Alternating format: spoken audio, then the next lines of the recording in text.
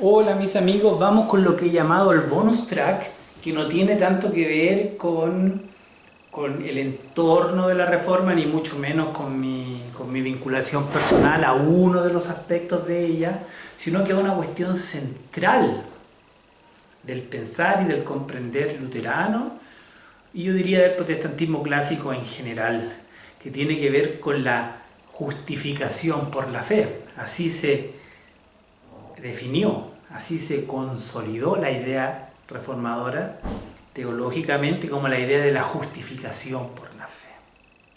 La palabra que resalta entonces es la palabra justicia, que en el libro de Romanos y el libro de los Gálatas viene siempre otra vez.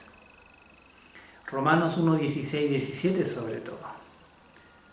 No me avergüenzo del Evangelio porque es poder de Dios para los griegos, para los judíos, primeramente, para todos porque es justicia.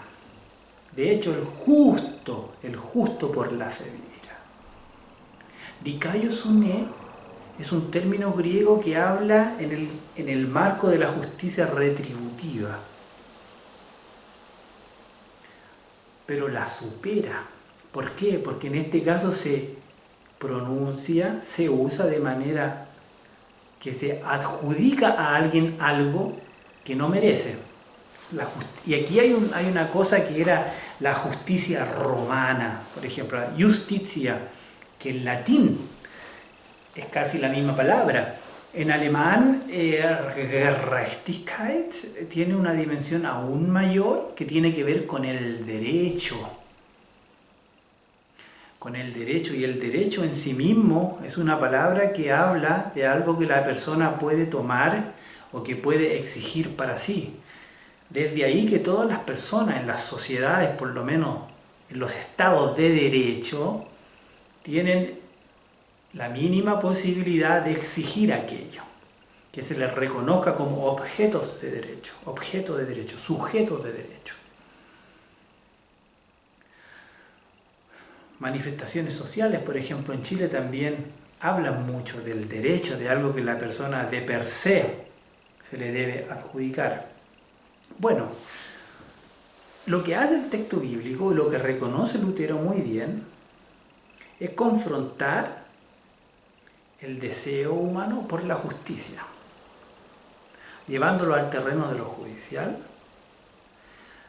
pero dejando en claro que la justicia como tal, como este acto de la balanza, ¿ya? Como este proceder de la balanza o en la balanza, en el Evangelio es superado. La justicia se te es entregada, se te es regalada más allá de lo que hagas o de lo que dejaste de hacer. Desde ahí construye Lutero el concepto de la fe, que tampoco no le es propio de Pablo mismo. Agustín también lo radicaliza al decir que la fe no es un esfuerzo de la voluntad por confiar, tampoco es un esfuerzo del intelecto por creer, sino que la fe es la asimilación de un mensaje, la asimilación de un regalo. Dios está regalando algo, eso busca decir el texto, y eso es lo que Lutero quiere sacar a relucir, en contraposición a la iglesia de la época que, ocultando eso, queriéndose o no, producto de su propio desarrollo, tenía otras prioridades, que era la consolidación del poder propio. Pero ¿a qué va esto? ¿Cómo esto influye en el pensar? La fe es una asimilación, es un regalo. El hecho de Cristo lo es. Y ahí se radicaliza también en el Evangelio esta confrontación de la justicia justa, que es la que se espera en el ámbito terrenal, la justicia injusta de facto, y una justicia que es más injusta, paradójicamente, porque que un justo muera por los otros, que una persona se entregue en favor de otros, tiene su merecimiento cuando los otros también son dignos de aquella muerte. Pero esa muerte se tematiza de manera tal que es para todos. Y la resurrección nos muestra, nos dice, nos interpela algo que va mucho más allá del hecho histórico de la cruz, o mucho más allá del valor histórico de la resurrección. Que la justicia humana, que la injusticia humana no tienen la última palabra, ni la más profunda de las injusticias tiene la última palabra, sino que Dios la tiene. Y la invitación es a confiar en ello. La invitación es a ver la vida con esos ojos. ¿Y cuál es la dimensión social de esto? Que yo al verme, al entenderme como tal, como justo, justificado, acepto la imputación de justo, no porque yo sea mejor que nadie, sino que acepto lo que el Evangelio me imputa, lo que no me hace ahora vivir en una nube, ni mucho menos, sino que me permite reconocer en el otro lo mismo. No solo Dios crea a los demás, sino que les imputa justicia.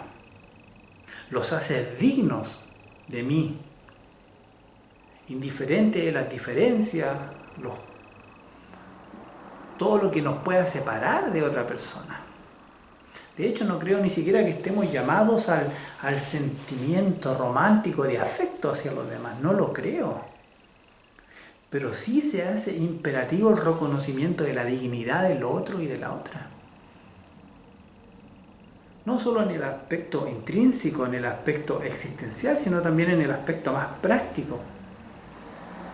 De ahí que es una preocupación también cómo las personas viven. Y la Iglesia en su aspecto diacónico, en su dimensión diacónica, debe actuar pro dignidad. Porque lo que Dios entrega es dignidad, contextualizando el lenguaje religioso, que va también mucho más allá de la situación económica. Pero bueno, no quiero salirme o tratar de abarcar el aspecto espiritual que esto pueda tener, sino que quiero también hacer un punto a cómo esto se consolidó y las consecuencias que eso tiene en la formación de una nueva confesionalidad. Esto pone entonces de manifiesto la necesidad del individuo de comprender el mensaje, de comprender al otro y a la otra, de tener comprensión de la realidad, no más mediados por una institución que tiene la última palabra, sino que desafiado a pensar, lo que no siempre es tan cómodo. Interesante es como la reforma tampoco es un cambio de tiempo, digamos, mágico, continúa con muchas características medievales, podría decir, que Dios es el centro del mundo. Entonces, la formación, por ejemplo, la constitución de la escuela para los niños obligatoria en los territorios protestantes, que llevó también a confiscar muchos templos, monasterios, también para la enseñanza de la música. Por eso que los territorios protestantes, al confiscarse los monasterios, se convirtieron en colegios y también en escuelas de música. Y hasta el día de hoy uno ve a los niños pequeños con su instrumento, porque la música forma parte de la vida. Y a partir de la Reforma se hizo parte de la vida comunitaria.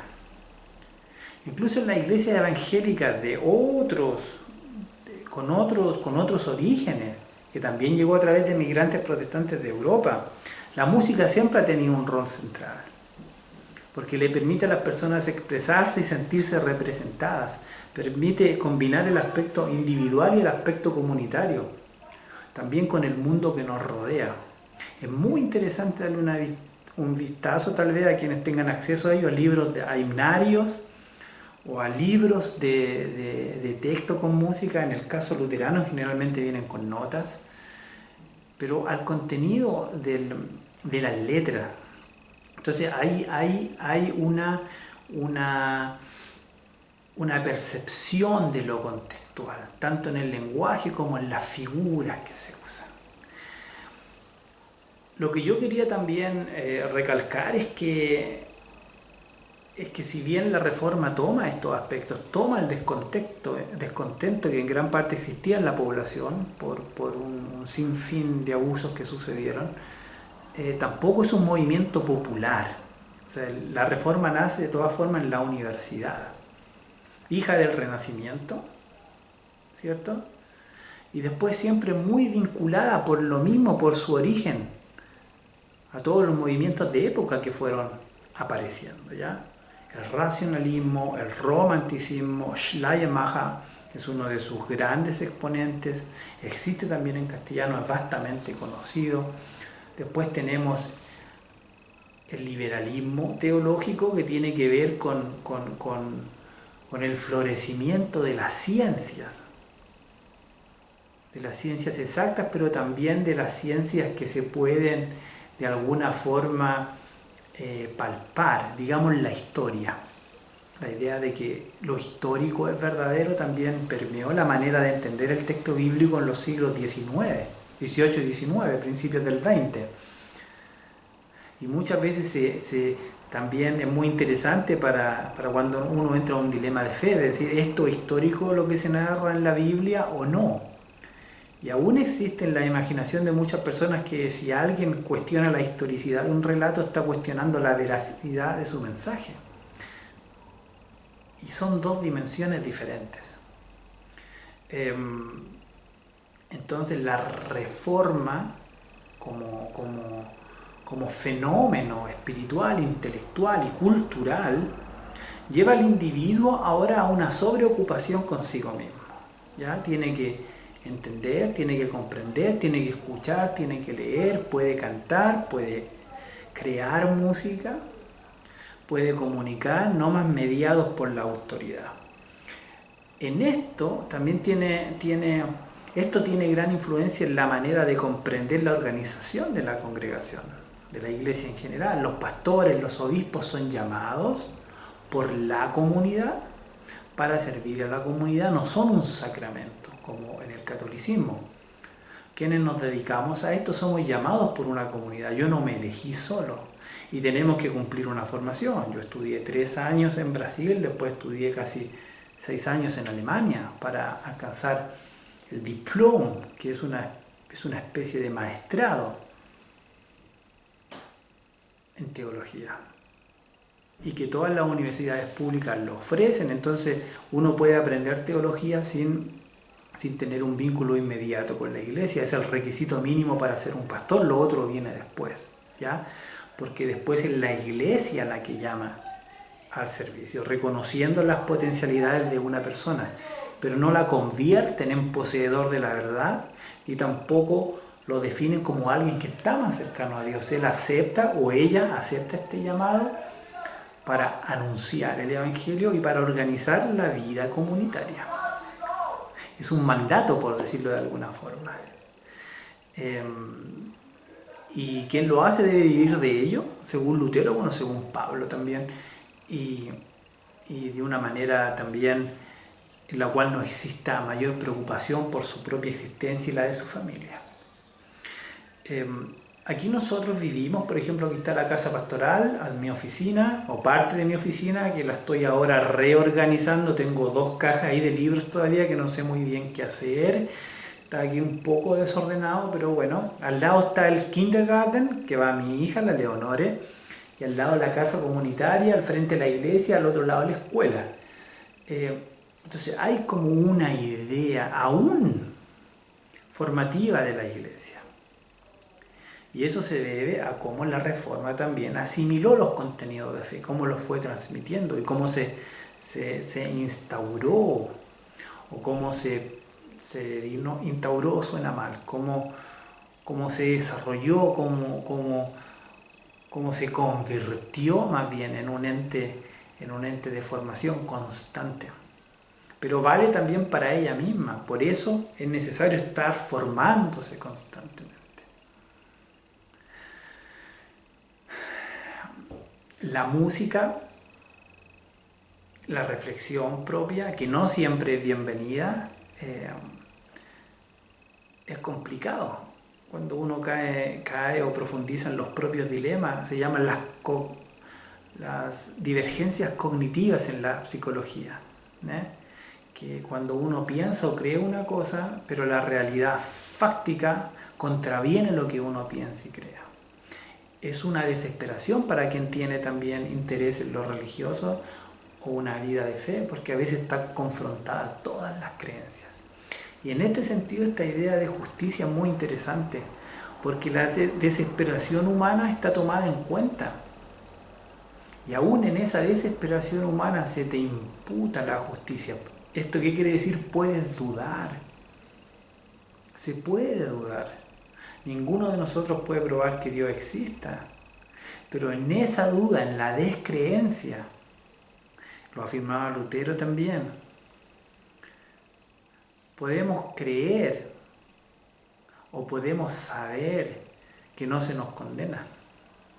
Y esto tiene consecuencias en la vida religiosa, pues sabemos bien que muchas maneras de vivir la fe, un tanto manipulativas, quieren moldear la manera en cómo las personas viven, qué hacen, qué no hacen, qué hablan, qué no hablan, qué toman, qué no toman, qué comen, qué no comen. Y las personas viven en el miedo. Viven en el miedo, viven también, son llevados a una doble moral. Porque yo, si pertenezco a un conglomerado, a una comunidad de personas que no encuentran bueno que yo haga A o B, pero yo me siento bien con ellos, entonces es una consecuencia natural que voy a intentar no hacer eso cuando esté con ellos, pero es muy probable que cuando ellos no me vean sí lo haga. Entonces, si nos damos cuenta, el principio de la Reforma que confronta al inquisidor o a quien arbitrariamente se apodera de la verdad, no es algo que está o que tiene solo relevancia para el pasado, sino que la puede tener hoy. Siempre que alguien o algunos quieran, ¿cierto?, reclamar para ellos el patrimonio de la verdad. ¿Qué es lo que es? ¿Qué es lo que vale? ¿Qué es lo cierto? El principio de la Reforma nos dice eso. Todos somos justificados. Todos podemos reflexionar sobre aquello. Podemos ser guiados por las personas que más saben, que más...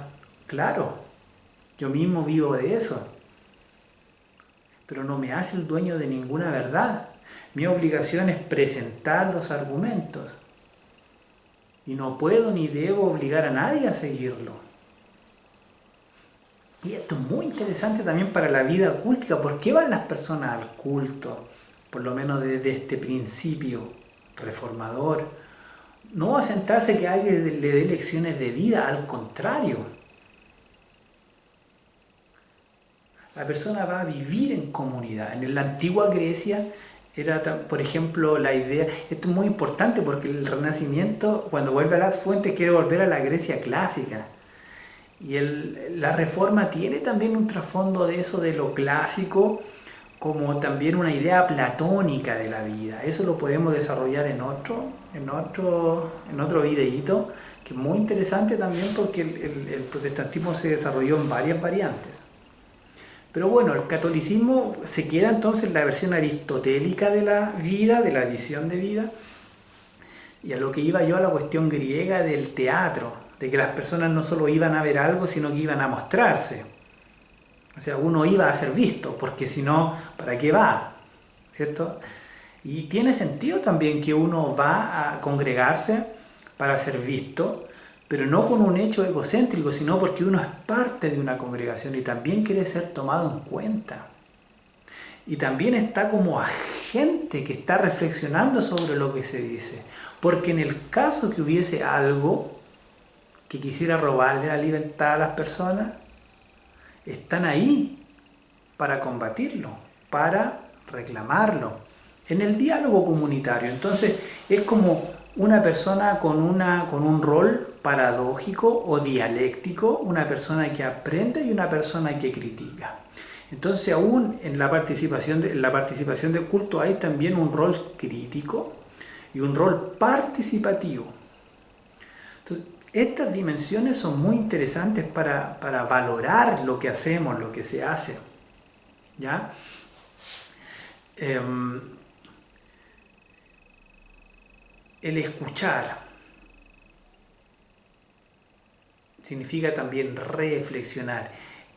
Como dijimos, ninguna receta, no es ir a buscar ninguna receta, sino que es para ser confrontado con las propias cosas en las cuales uno, el propio individuo, debe tomar sus determinaciones. Y siempre con la mirada a su entorno, en su entorno inmediato y también contextual. Entonces, esta fe reformada trae una manera de ser conocido. Y eso es lo que a muchos de nosotros también nos entusiasma de vivir esta fe, de participar en ella, de comunicarla, en ningún caso de compararla a otras confesiones, porque cada uno sabrá por qué va o no va, o por qué participa o cree en esto o en lo otro. Pero está bien llevar a la palabra muchos de estos aspectos que nos son relevantes. He intentado hacerlo de manera rápida, a grandes rasgos, porque como dije son impulsos, no son clases, no son cátedras, son simplemente impulsos, y tampoco quiero que estén sentados tanto tiempo frente al computador. Y eso es muy relevante también del culto protestante, el que no es un culto largo, por lo general es una hora, clásico. ¿Esto por qué, estimados amigos? Porque en nuestros tiempos necesitamos movilidad, o sea, estar mucho tiempo sentados frente al computador, con el aparato del handy, del teléfono móvil, el cuello, la espalda, ¿sabes? Movámonos. Entonces no les quiero quitar su tiempo de movilidad, y con un cargo de conciencia incluso intento reducir toda esta idea, y voy a intentar estar lo más activo posible, y eso. Así que quedamos, esta vez fueron estos bonus track por la fecha de la Reforma, dar un par de impulsos para ustedes reflexionar sobre lo mismo. Si tienen inquietudes, me las pueden hacer saber, algún tema de interés que se pueda tratar, que se pueda conversar. Estaré en algunos foros también próximamente, lo voy a dar a conocer en cuanto me sea posible, gente, porque acá tenemos una congregación de 9.000 miembros, somos 3 pastores, pastoras y yo, y hay mucho que hacer, grupo. Ahora tenemos un ratito más, voy a almorzar y nos vamos a la Kinderkirche, que es una iglesia de niños que son los lunes en un lugar que se llama Grabstätte, donde nos juntamos con unos 15, 20 niños y hacemos la vida espiritual de los niños, pero con muchos juegos, con una comida entre medio también. Y ya es el otoño, vamos a tomar algo calentito, ¿saben? Y mañana hay un funeral, siempre hay varios en la semana. Tengo después una presentación sobre el desarrollo del protestantismo y relaciones de Latinoamérica con el protestantismo alemán. Es en un lugar que se llama Neuenburg, esa es una actividad más de ponencia, pero después tengo curso de confirmando, después tengo reunión de directorio en la congregación y así por delante. Así que les dejo un abrazo y estamos en contacto ya. Chao, chao.